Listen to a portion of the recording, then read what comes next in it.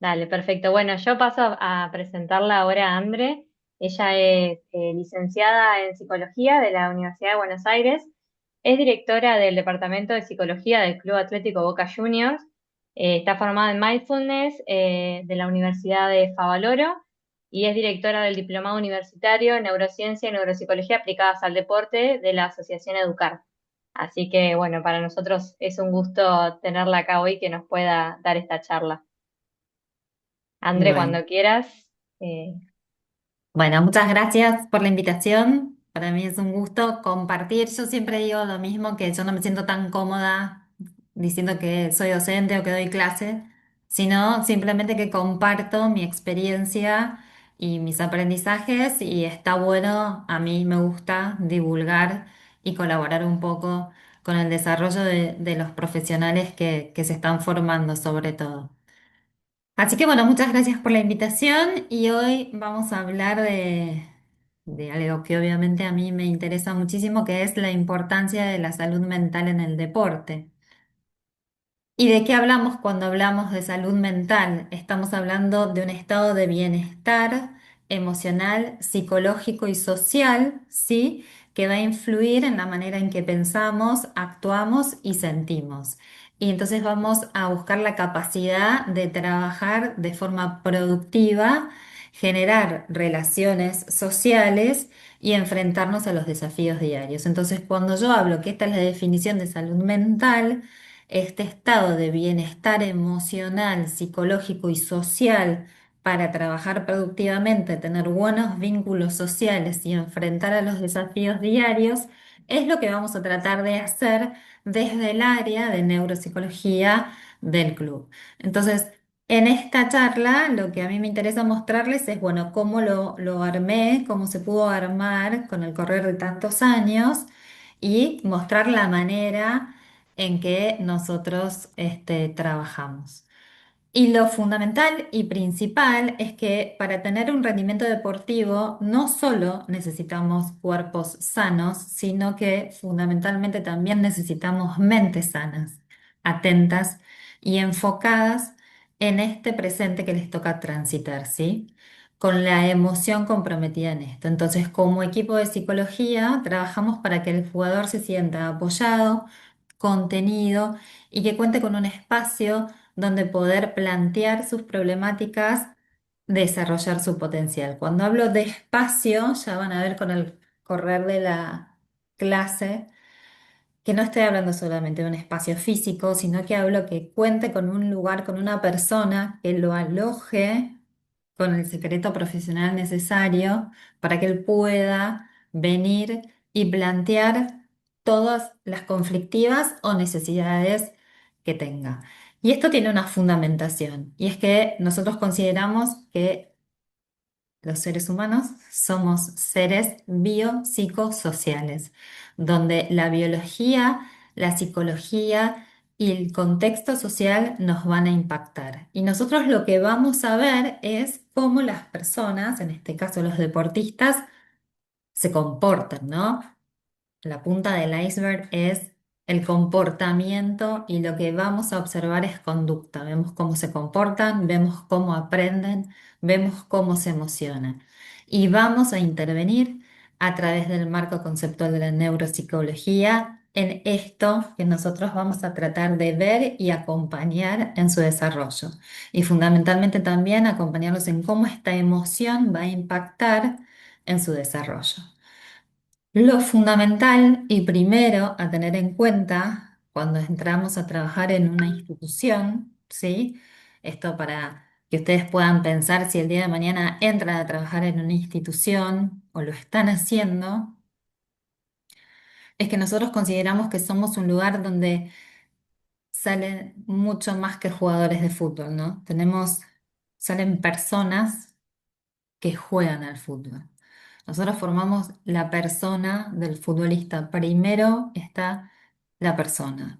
Así como cuando entras a trabajar en una empresa, elegiste trabajar en esa empresa o elegiste ser docente o elegiste ser Amiga, hoy hay empresario. clase presencial, ¿no?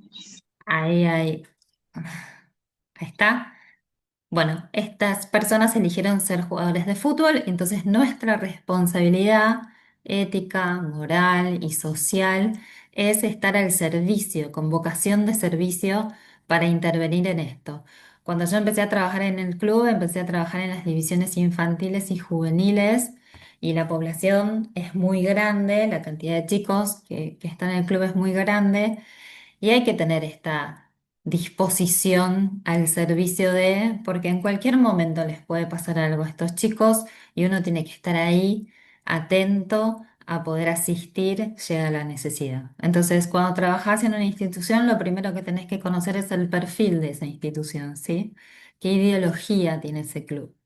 Y paralelamente a eso vamos a empezar a investigar y a conocer los perfiles de nuestros jugadores clínicos y neuropsicológicos. Para eso necesitamos trabajar con interdisciplina. Y hacemos interdisciplina con el departamento médico, donde asistimos a los jugadores, por ejemplo, que están lesionados, ¿sí? Ahora, en el fin de la presentación voy a hablar un poco de la importancia del acompañar al jugador en la lesión, ¿sí? Realizamos atención a los jugadores que están pensionados, por ejemplo, los de las categorías más jóvenes, y entonces intervenimos ahí con su entorno familiar.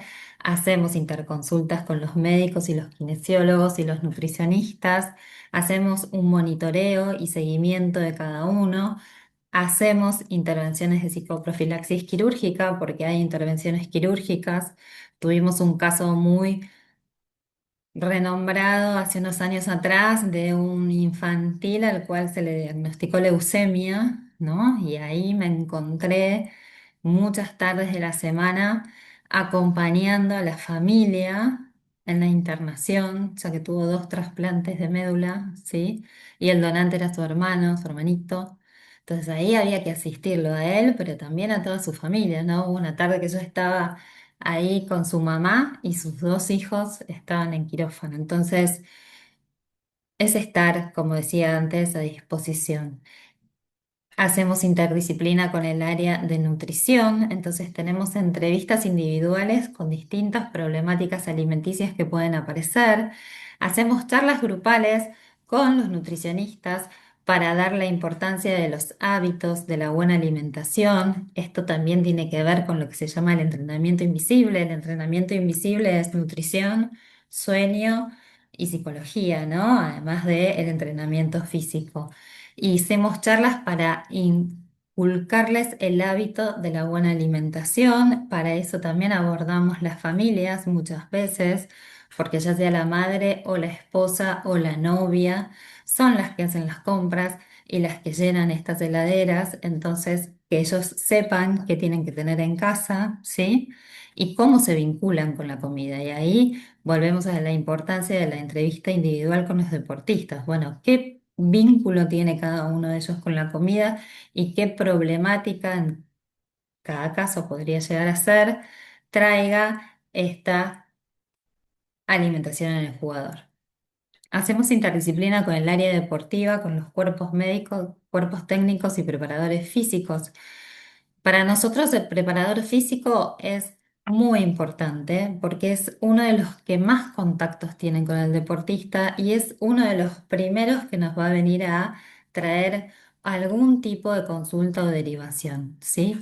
Entonces, ellos van a ser los que van a venir a decir, bueno, me gustaría que veas a fulano porque creemos que tiene determinada problemática o escuchamos que le pasó eso. Nosotras en el club siempre decimos cualquiera que nos traiga una información, a nosotras nos viene bien, porque la población de deportistas es enorme y nosotras no estamos, no abarcamos toda esa población. Entonces, si alguien, ya sea el profe, el técnico, el cocinero, la maestra de la pensión, el chofer del micro, cualquiera, que vea y pueda pesquisar algo que le preocupe, nosotras recibimos los comentarios e intervenimos en todo caso, ¿sí? Entonces, además de esto, realizamos una formación de liderazgo para los cuerpos técnicos, ¿sí? Porque no es lo mismo entrenar a un nene de 10, a un adolescente de 16, a un jugador de 20 y a un jugador de 35. No es lo mismo el abordaje. Entonces, esta formación de liderazgo la hacemos para los cuerpos técnicos y abrimos el espacio para que empiecen estas conversaciones, como nosotros las llamamos conversaciones difíciles, ¿sí? Los jugadores necesitan feedback, necesitan una devolución de sus entrenadores. Y a veces son conversaciones difíciles, entonces muchas veces podemos intervenir ahí entre el cuerpo técnico y el jugador o el plantel para que la comunicación mejore. La comunicación es algo fundamental que tenemos que trabajar mucho para que sea efectiva. Hacemos interdisciplina con el área social y de educación. En la pensión contamos con un asistente social y una maestra, que entonces ellas nos van a traer problemáticas que ven, como así nosotras también, ¿sí?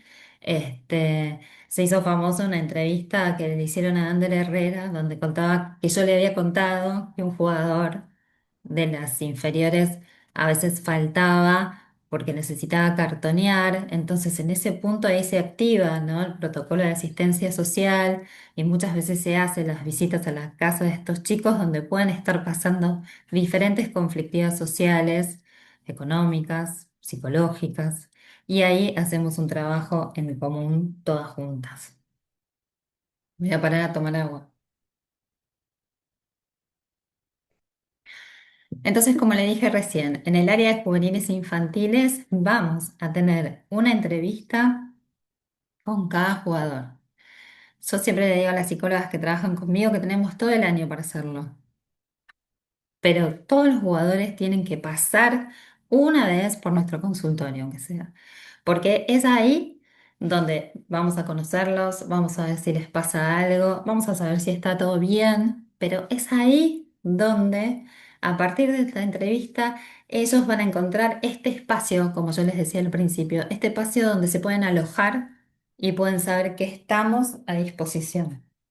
Es muy importante la primera entrevista como pesquisa y como un lugar de que ellos empiecen a habituarse a que está, ¿sí? Y que pueden contar con nosotros. También hacemos intervenciones en los planteles, o sea, hacemos intervenciones grupales y hacemos intervenciones individuales y en el área juvenil e infantil, de ser necesario, hacemos entrevistas con los padres según la necesidad y si los padres son del interior, se hará telefónicamente. En este área hacemos lo que se llama psicoeducación, que son muchos talleres de abuso, maltrato, adicciones, educación sexual, manejo de redes sociales, bullying, ¿sí? Hacemos psicoeducación con todos los temas que se cree que son necesarios abordar y mismo que ellos necesitan abordar, ¿sí? Hace unos años atrás pesquisamos que había 3 jugadores con ideas suicidas, por ejemplo, y lo pesquisamos por esto que yo les decía antes, por esta red que se creó de comunicación entre todos, y saltaron por estados de WhatsApp. No era que ellos vinieron a contarlo, no, no, saltaron por estados de WhatsApp que llamaron la atención a sus compañeros o a un profesor o a un técnico. Y ahí se acercaron. Entonces, a partir de ahí, ¿no? Esta importancia de la comunidad y esta importancia de hacer talleres y hablar de estos temas. Y obviamente es que en muchos de estos temas traemos gente especializada para eso. En el plantel profesional de reserva también hacemos esta interdisciplina con todas las áreas del club.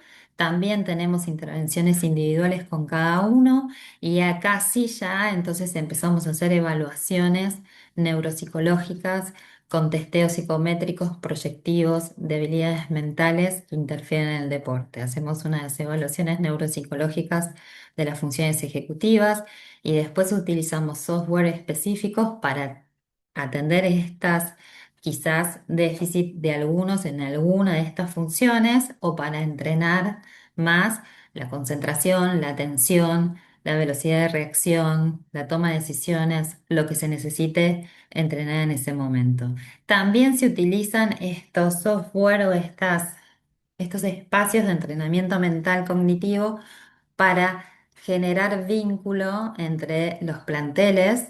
Yo tengo mazo de cartas que uso muchísimo, donde quizás nos ponemos a hacer una charla con estas cartas y son cartas que tienen preguntas, preguntas deportivas puntualmente, preguntas que los implican, ¿no? Entonces ahí empezás a generar un espacio de conversación, es muy importante, porque en este espacio de conversación se conocen mucho más allá de lo que entre ellos pueden hablar, que pueden hablar en el vestuario, hablan todo el día, están todo el día juntos, pero a veces vos le preguntas qué sabe del otro y no sabe mucho, ¿sí? Entonces, estas preguntas disparan temas donde lo que hacen es que se conozcan. ¿Y por qué para mí es tan importante esto? Porque yo tengo que conocer con quién juego, pero lo tengo que conocer de verdad, ¿no? Porque estoy armando un equipo, entonces es importante que yo con el que estoy al lado me comunique, hable, sepa de él, sepa sus movimientos, sepa sus reacciones, empiece a leerlo. Y si yo lo leo por fuera de la cancha, mucho más fácil me va a ser leerlo adentro de la cancha. Esto de fomentar momentos de interacción entre todos va a ser beneficioso para los vínculos sociales ni hablar, pero también para el juego va a ser muy provechoso, ¿sí? Entonces se van planificando tareas junto con los cuerpos técnicos para poder intervenir. Hay cuerpos técnicos que son más afines a nuestra actividad, sí, y hay cuerpos técnicos que todavía no, también. Y en ese momento es donde uno tiene que aprender cómo a navegar en esa situación, donde quizás haya técnicos que no quieran nuestra intervención.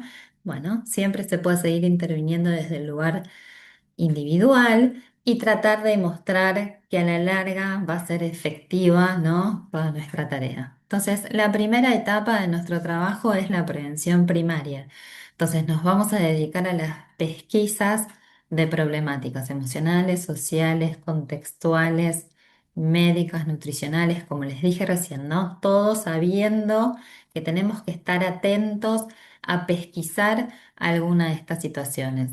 Entonces, vamos a hacer psicoeducación. Nuestro modelo de trabajo es hacer psicoeducación, tanto con los jugadores como con la gente que trabaja con los jugadores, para que estemos todos en línea sabiendo a qué le tenemos que prestar atención. Entonces, hay que detectar factores de riesgo, por ejemplo. Podemos ver cambios bruscos de conducta y de humor en los jugadores, explosiones emocionales desproporcionadas, una apatía muy marcada. Eso llama mucho la atención. Cuando un jugador que quiere venir a entrenar, porque quiere hacer el deporte, porque está contento en el club donde está, de repente lo vemos sin ganas, bueno, algo pasó, ¿sí? Cuando pierde la motivación abruptamente, eso es un signo que nos llama la atención y pasa muchas veces, y muchas veces tienen que ver con cosas personales, familiares o cosas mismas que pueden pasar adentro del club.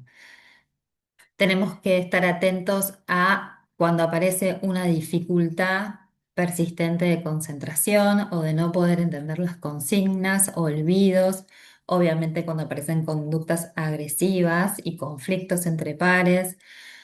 Este miedo excesivo a equivocarse, el miedo al fracaso, ¿no? Como dicen muchos, bueno, esto es algo que es muy frecuente, muchos lo tienen en mente y es un punto a intervenir. Cuando vemos ausencias repetidas, como les decía recién con el ejemplo de este niño que necesitaba cartonear, todo empezó a pasar porque su entrenador empieza a notar que faltaba muchas veces por semana. Entonces fue un signo de alarma y empezamos a investigar y nos encontramos con una situación socioeconómica muy difícil. O sea, esto de estar atentos, yo siempre digo, ¿no? Lo fundamental que tenemos es la atención. Nosotros tenemos que estar atentos. Si estás atento, es difícil que se te pase algo, se te puede pasar, pero si no estás tan atento, que nos puede pasar a todos, porque yo puedo no estar tan atenta en un día, no puedo tener un buen día de trabajo porque me pasaron cosas a mí también, pero cuando sos un equipo, ¿no? Está bueno que todos estemos metidos de la misma manera, porque si a mí se me pasa, seguramente a otro no, ¿sí? Y obviamente vamos a estar muy atentos e interviniendo en ciertos comentarios o conductas agresivas, de agresión, de maltrato y también de autolesión, ¿no? Hay una cuestión ahí donde aparece la autolesión como un foco a tener en cuenta. Una vez que hicimos la pesquisa, viene el momento de la intervención y fundamentalmente intervenimos en relación a la gestión emocional. Como dije recién, con entrevistas individuales a los jugadores y a la familia de ser necesario, con entrevistas al cuerpo técnico, con trabajo interdisciplinario y con los distintos talleres, ¿sí? De distintas temáticas que podemos creer que son necesarias abordar, ¿sí?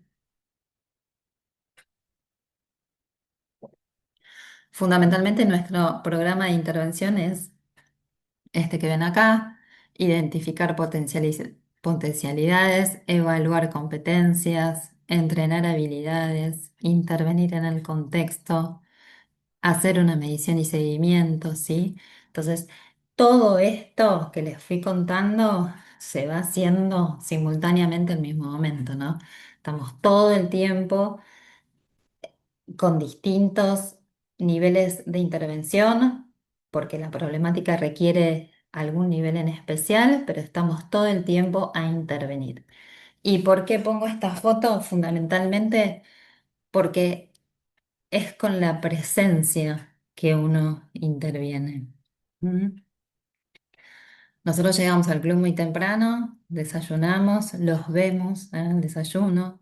Y en el desayuno no voy a desayunar más rico que en mi casa, obviamente que sí, pero lo que también pasa es que ya empezás el día observándolos. La observación es fundamental. Observas cómo están. Con el correr de los años que uno está trabajando los conoce un montón. Entonces ya te das cuenta si vienen bien, si vienen mal. Pero esta presencia en el entrenamiento, nosotras salimos a la cancha y estamos en el entrenamiento, es porque estamos observando conducta. Y muchas veces, cuando hablo de generar ese espacio, de intervención, que yo les decía que el espacio no es un espacio físico, no es solamente el consultorio, porque muchas veces la intervención se da ahí. Se da al costado de la cancha, se da cuando termina el entrenamiento, se da por un pasillo caminando hacia el gimnasio, donde en distintos momentos se pueden acercar y uno puede intervenir y puede aparecer esa conversación que era importante que aparezca y se da en cualquier momento. ¿Pero por qué se da? Se da porque uno está disponible a que se dé. Entonces, la presencia para mí, cuando uno trabaja en una institución en el deporte, es fundamental. Y cuando yo trabajo en mi consultorio con distintos deportistas de otras disciplinas que no estoy en el día a día, en su entrenamiento, también genero una sensación de presencia, ¿sí? A veces trabajar con el deportista, sobre todo de alto rendimiento, es distinto al marco teórico que tenemos del consultorio y una vez por semana, ¿no? Es esto generar la presencia desde qué sé yo tengo la entrevista semanal, pero también me comunico antes del partido, cuando ellos se están concentrando con algún jugador que no, que sea de otro club o de otra disciplina, antes de la competencia. Después les doy una devolución de la competencia si es que la pude ver, y si no, hablamos después del partido a ver cómo se sintieron. Esta presencia de ellos hace que se alojen y que puedan contar con vos. ¿Y por qué para mí es importante?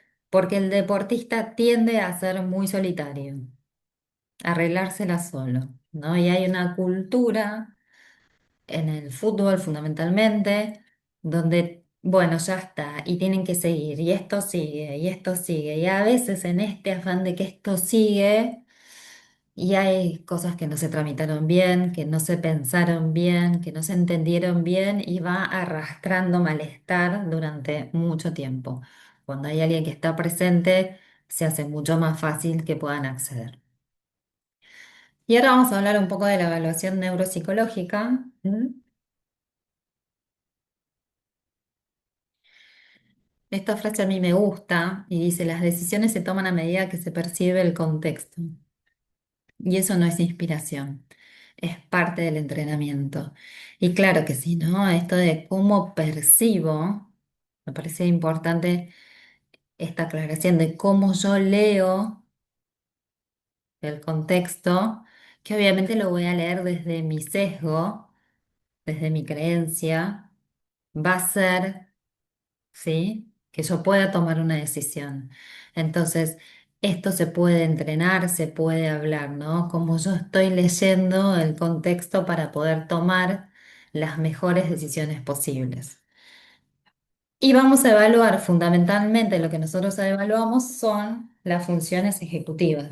Las funciones ejecutivas, supongo que ustedes las conocen, son las que nos permiten vivir, ¿no? Fundamentalmente. Muriel Lesac decía que es un conjunto de habilidades cognitivas que permiten el diseño de planes, programar, monitorizar mi tarea, anticiparme a algo, establecer metas, seleccionar los comportamientos adecuados y las conductas indicadas, flexibilizar el trabajo, ¿sí?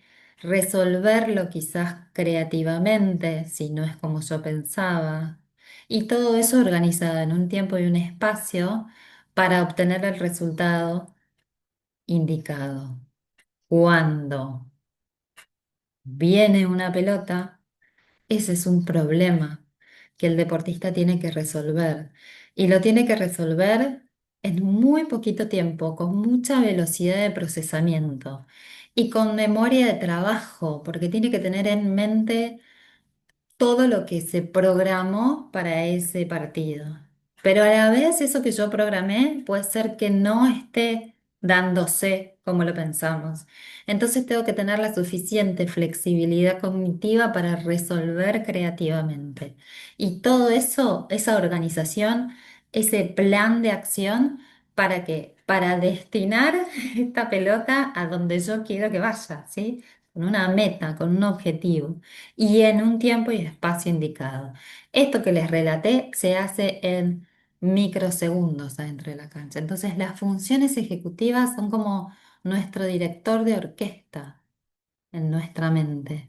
Y el director de orquesta es el técnico también. Todos usamos muchísimo las funciones ejecutivas. Las funciones ejecutivas nos van a dar la posibilidad, además, de vivir en grupo, ¿sí? Son los con las que voy a poder entablar relaciones sociales. Me van a dar la posibilidad de modificar el ambiente. Cuando yo digo modificar el ambiente, pueden pensar en millones de cosas como también adentro de la cancha. Modificar lo que está sucediendo, manipular situaciones, ¿sí? Tomar decisiones indicadas, ¿sí? Entonces, las funciones ejecutivas son importantísimas para el desarrollo de la actividad. Y nosotras las evaluamos con distintos tipos de test, ¿sí? Por ejemplo, tomamos la figura compleja de Rey, que evalúa el funcionamiento cognitivo general, mide la capacidad visoconstructiva y la capacidad visoespacial, mide la memoria no verbal, mide obviamente las funciones ejecutivas como nombré recién, la resolución de problemas, la planificación, la estrategia. Tomamos el D2, ¿sí?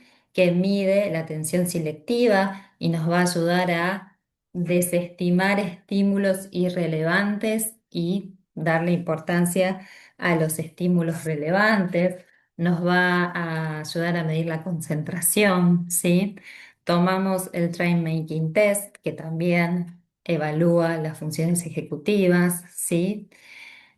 Medimos las creencias de los jugadores con distintas escalas y esto nos va a dar un informe de la mentalidad del jugador basándonos en la teoría de Carol Dweck de mentalidad fija y mentalidad de crecimiento. Y esta es más o menos la presentación que tenemos de los informes.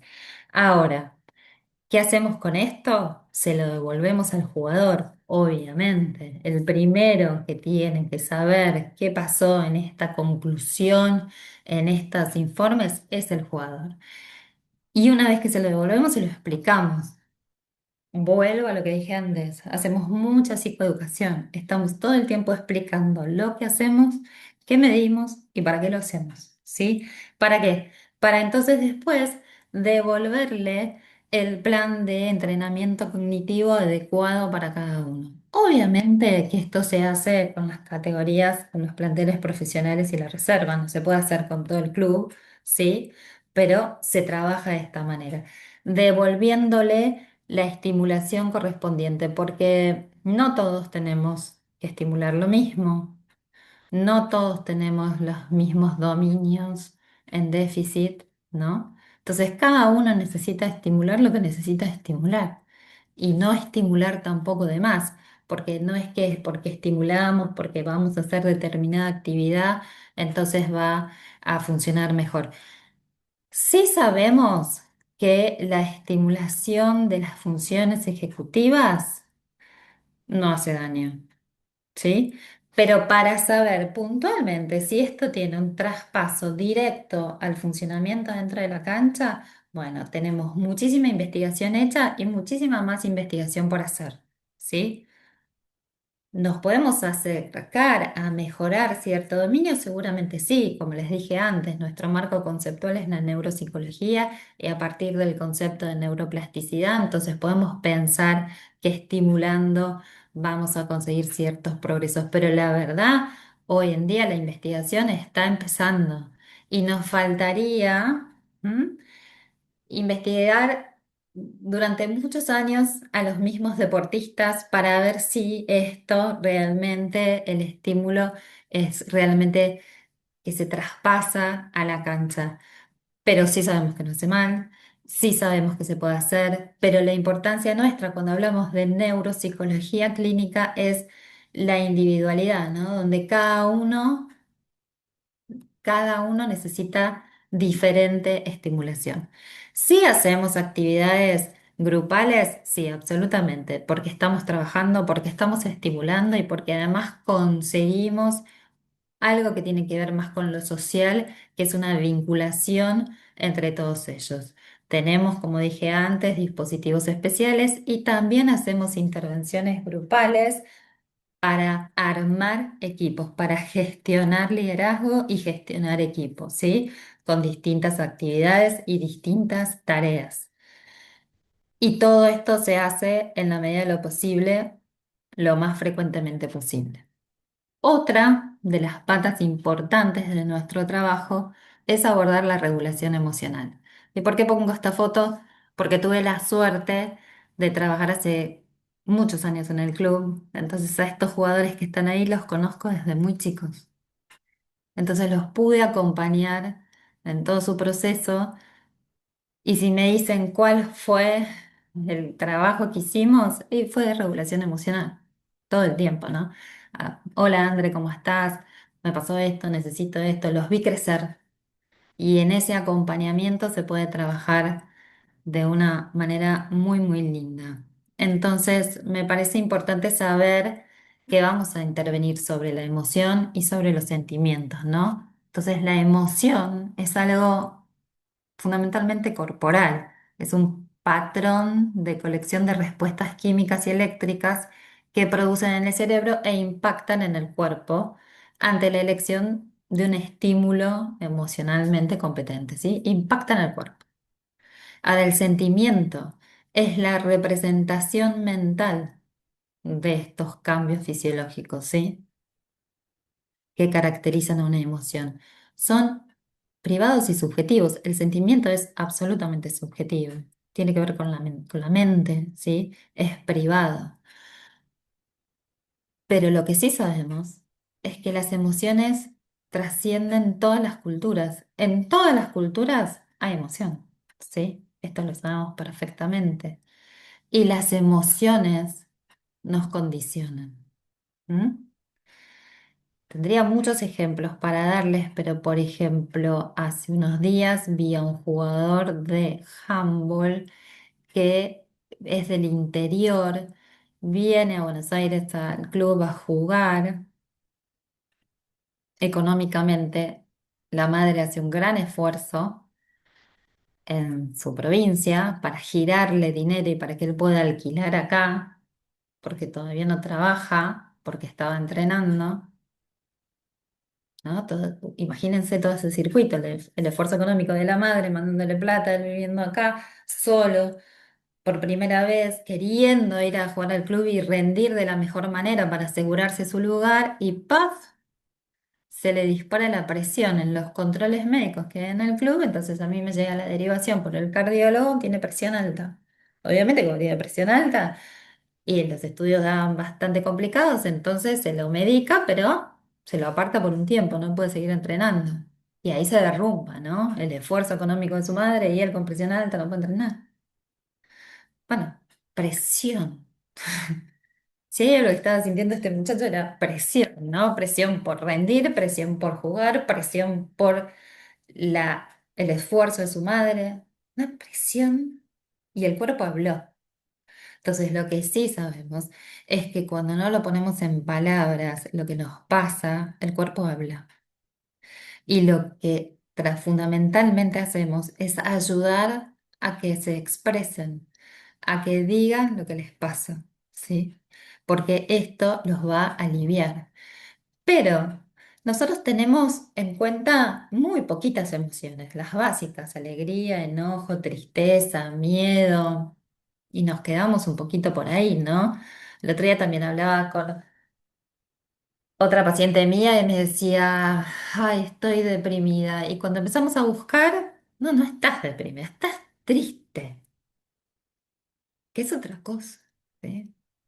No es una depresión, estás triste, estás enojada, te fue mal en un torneo, te pusiste triste, estás triste. Entonces, pero nos manejamos con estas básicas, pero hay otras más que son mucho más complejas, ¿sí?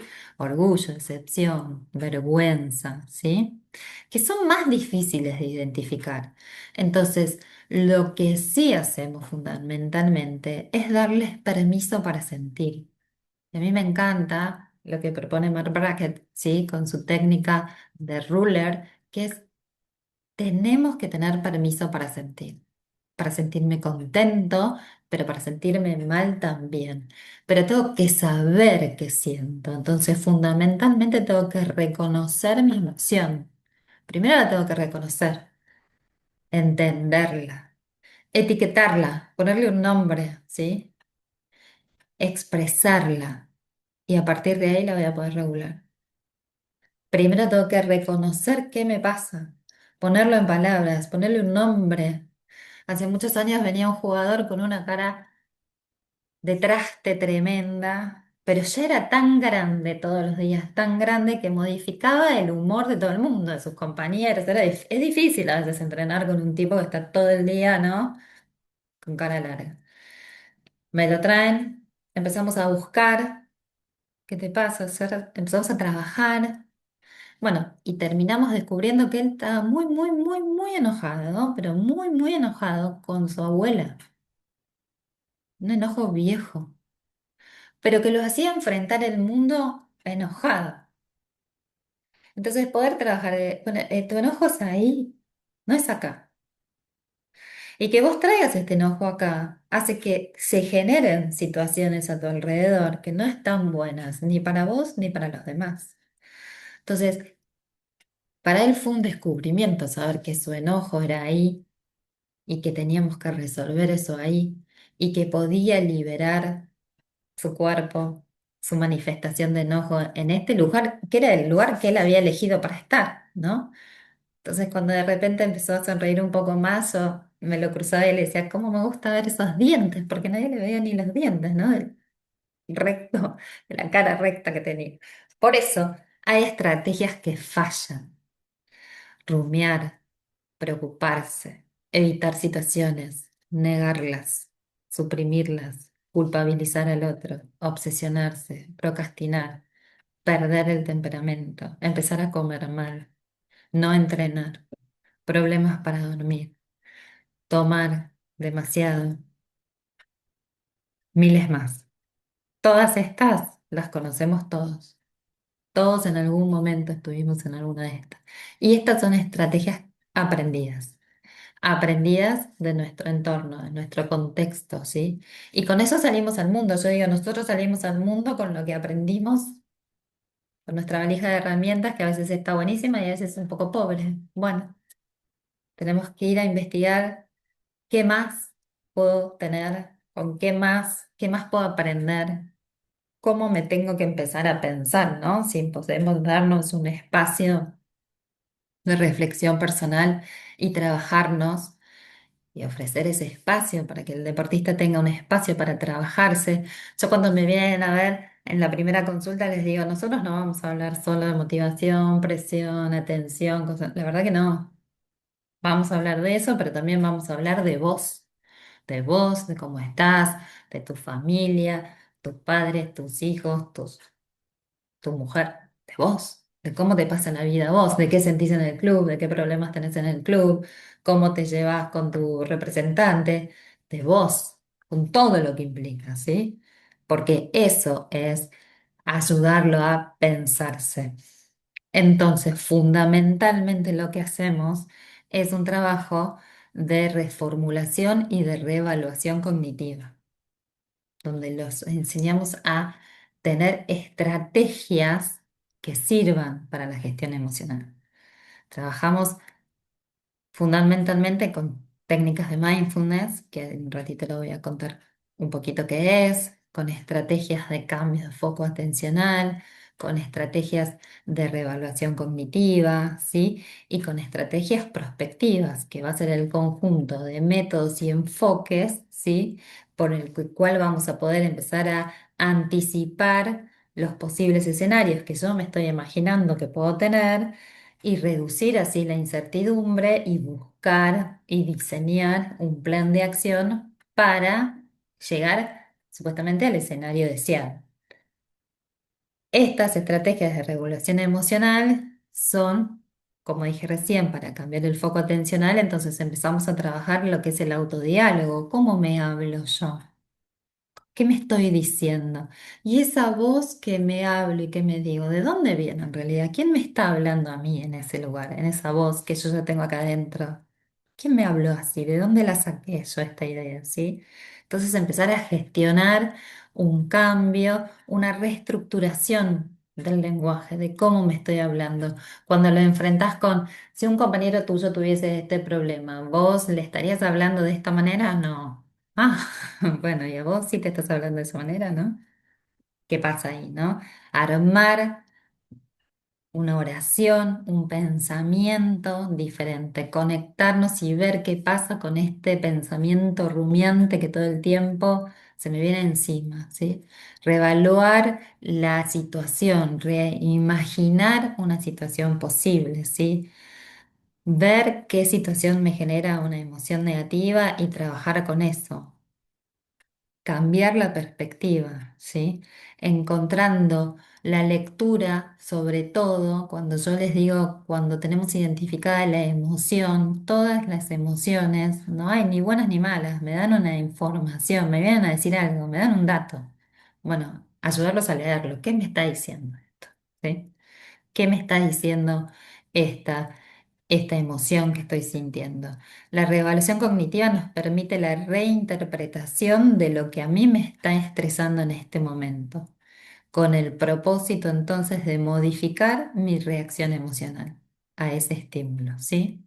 Y uno de los mecanismos de regulación emocional que facilita esto es el manejo del estrés. Una de las estrategias muy importantes para esto es trabajar con mindfulness, ¿sí? Con atención plena. El mindfulness, la definición de mindfulness es atención plena al momento presente con intención y sin juzgar.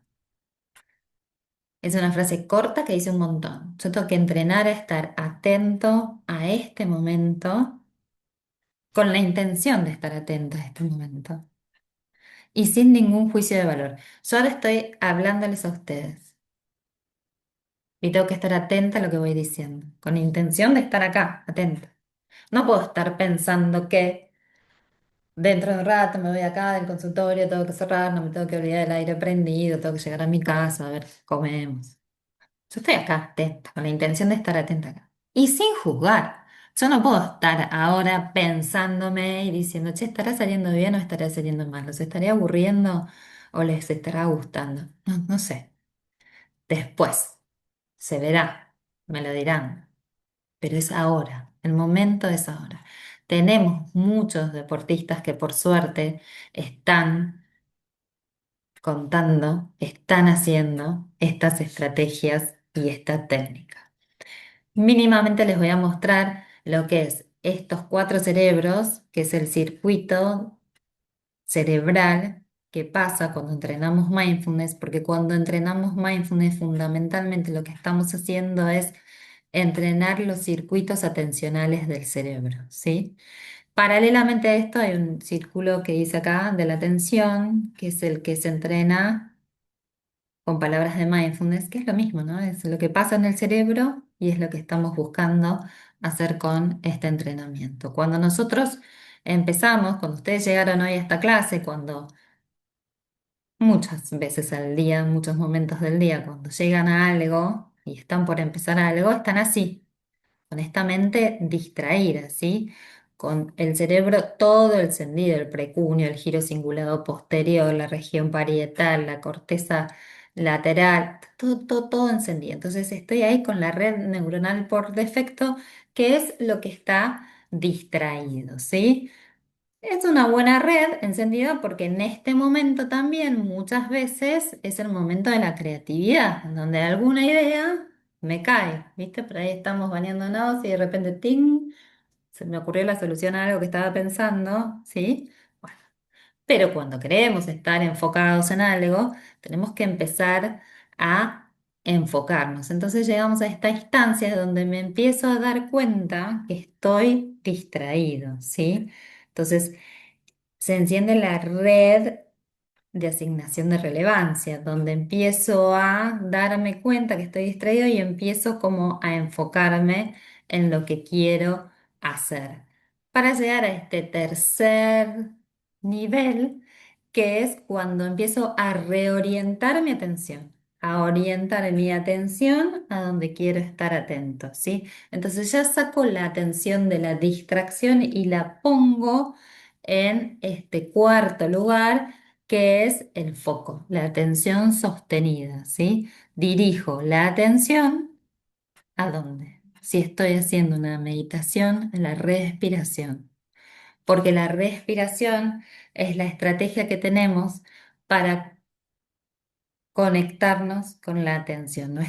Trabajar la respiración nos sirve como ancla, me va a anclar acá, en este audio de esta meditación que me están diciendo, que estoy escuchando, y me voy a concentrar acá. Esto es lo mismo, llego distraído, me doy cuenta, identifico mi distracción y después trabajo en que me distraigo. Elijo volver a estar atento y me centro en mi atención. Esto es lo que se entrena en mindfulness. Pero esto pasa millones de veces en el día, millones de veces en la cancha, donde estoy atento y de repente me distraigo. ¿Me distraigo por qué? Por el grito del árbitro, por un hincha, por el técnico o por un pensamiento. Entonces este ir y venir es lo que me va a ayudar a crecer mi músculo, ¿no? Cuando vamos al gimnasio, esto hace que mi músculo crezca. Esto es lo mismo. Cuando yo estoy más atento a darme cuenta cuando me distraigo, más rápido voy a estar en foco. Entonces, este es el circuito que yo entreno repetidamente para volver todas las veces que necesite a estar concentrada. Y esto, bueno, es una foto de haciendo una práctica ahí en el club y hay mucha investigación que habla del efecto positivo que tiene entrenar el mindfulness en el rendimiento deportivo y nos va a ayudar mucho a la reducción del estrés, como así también nos va a ayudar un montón a trabajar estos pensamientos rumiantes, nos va a ayudar un montón a mejorar nuestro sistema inmune. La práctica del mindfulness tiene un montón de beneficios y están científicamente comprobados. Entonces una vez un jugador me dijo, mi problema es mi cabeza, ¿no? Y sí, tal cual. No le pasaba el solo, les pasa a varios, donde cuando habla de mi problema es mi cabeza, mi problema es lo que pienso. Entonces este abordaje sistemático, interdisciplinario, abarcando todas las áreas del club o de la institución o del consultorio que podamos tener, médicos, nutricionistas, kinesiólogos, cardiólogos, ¿sí? Va a ayudar a que nuestros deportistas rindan de mejor manera, ¿sí? Estamos formando y acompañando personas que tomaron una temprana decisión de ser deportistas de alto rendimiento y esto lleva un costo psíquico enorme. Esto cuando a veces yo miro los partidos desde la desde un palco y escucho a la gente, burro, estás todo el día haciendo lo mismo y te sale mal, qué sé yo. Bueno, esto uno no sabe todo lo que está pasando dentro de esa cancha, no sabe todo lo que le están pasando a estos jugadores, ¿no? Y este impacto psíquico tan fuerte que tiene tomar esta decisión y empezar a vivir a nivel del alto rendimiento tan chicos, bueno, hay que acompañarlos bastante para que puedan resolverse bien. No sé si estoy, ya me pasé, hace una hora que estoy. ¿Puedo seguir o hacemos preguntas? Dale, vos seguí. ¿Mm? Bueno, sigo. Porque les quería compartir esto. Este es un paper que habla de la influencia, de la importancia del acompañamiento psicológico, sí, en un jugador que tiene una lesión. Porque lo que sí sabemos que los futbolistas manifiestan antes de las lesiones niveles superiores de tensión y autoconfianza y después de haber sufrido una lesión manifiestan niveles superiores de depresión, ansiedad cognitiva y ansiedad somática. Entonces, ¿el deportista está expuesto a lesiones? Obviamente que sí. La práctica deportiva es convivir con la lesión. Ellos y los profesionales que trabajan en el deporte. Entonces, sabemos que esto va a suceder. Las lesiones pueden pasar por aspectos biológicos y orgánicos puramente, por golpes, ¿sí? O por hechos conductuales del deportista, como puede ser una mala alimentación, un mal descanso, falta de adherencia a distintos tipos de tratamientos, y también por cuestiones emocionales. Si yo hubiese tomado una estadística de la cantidad de jugadores que después de pasar un duelo, sea la muerte de alguien, una separación o lo que sea, lo que implique un duelo, terminaron desgarrados y en un 80%, ¿sí? ¿Por qué? Porque quizás no se dieron, como les dije antes, el espacio para tramitar esta emoción y siguieron igual y no lo pusieron ni en palabras. Entonces el cuerpo habla. Entonces, cada jugador percibe, además, una vez que aparece la lesión, la situación de la lesión como estresante y tiene mucho miedo a no llegar a rehabilitarse bien, ¿sí? Entonces, aparece la ansiedad y la fluctuación del estado de ánimo. Entonces, los deportistas con un alto nivel de ansiedad presentan mayores pensamientos negativos y preocupaciones con sensaciones de miedo, porque baja así su rendimiento y en esto, cuando tienen mucha ansiedad, son proclives a la lesión. La ansiedad puede también perturbar el proceso de rehabilitación cuando ya están lesionados, ¿sí? Y saber la demora, no poder soportar el proceso que lleva a rehabilitarse. Entonces uno interviene desde nuestra área ayudándolos a gestionar mejor esta situación de estrés, a gestionar mejor este proceso, a que confíen en el proceso, ¿sí? Y que saber que esto lleva un tiempo. También lo fundamental es que confíen en el alta médica, porque muchas veces tienen miedo de si van a volver en las mismas condiciones. Y uno ahí trabaja para que confíen que una vez que tienen el alta, todo este trabajo fue beneficioso y seguramente van a poder volver al nivel en el que estaban. Se presentan muchas situaciones de miedo que hay que ayudarlos a gestionar desde nuestra área. Y fundamentalmente esto es un trabajo de equipo y si nosotros pro- pretendemos que nuestros jugadores estén en un alto rendimiento, nosotros también tenemos que trabajar a ese nivel y no es sin todos. Todos vamos a llegar al objetivo. Es uno con el otro. Es sabiendo que nadie hace nada solo cuando trabaja en un deporte de equipo. Es contando con el apoyo de los demás que vamos a salir adelante. Así que ahora sí, muchas gracias y espero que les haya gustado la presentación.